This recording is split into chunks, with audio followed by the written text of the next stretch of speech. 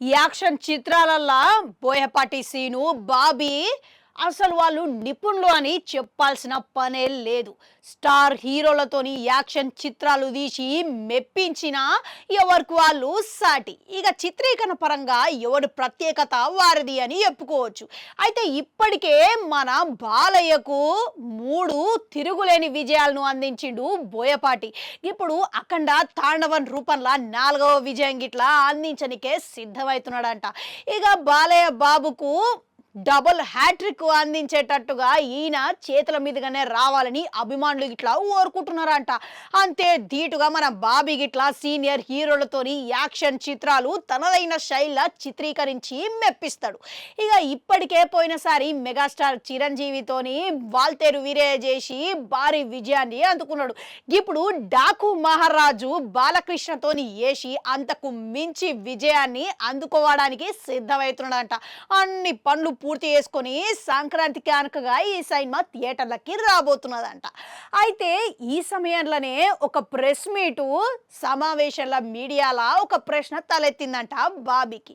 గదేందనంటే Boyapati scene సినిమాలకు పోటీగా డాకు మహారాజు ఉంటదా అనే ప్రశ్న వేసిరంట.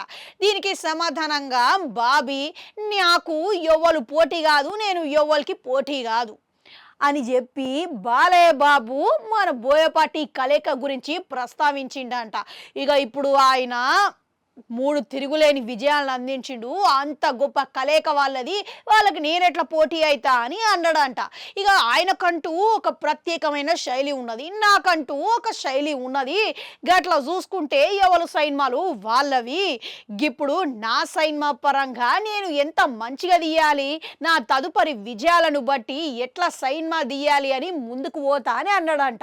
ఇక ముందుగాల చిత్రాల విజయాల్ని బట్టి ఇక మొత్తం పరిశీలించుకో నా తదుపరి చిత్రం ఎట్లా తీయాలి అని చెప్పి నేను ముందుకు అడుగులు వేసే దశగా ఉంటానన్నాడంట. ఇక్కడ ముఖ్యంగా అప్డేట్ అవ్వడం అనేది చాలా అవసరం అని అన్నాడంట. అంతేకాదు ఇక ఇటీవలనే నిర్మాత నాగవంశీ జైలర్ సినిమా తీసి అంతకు మించి తీయాలి అని ఆయన ఆశను వ్యక్తపరిచిండంట.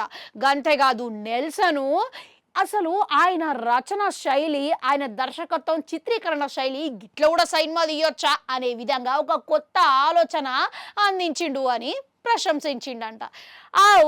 నిజంగానే మీడియా అడిగినట్టుగా డాకు మహారాజు బోయపాటి సినిమాకి పోటీగా నిలుస్తుందంటారా?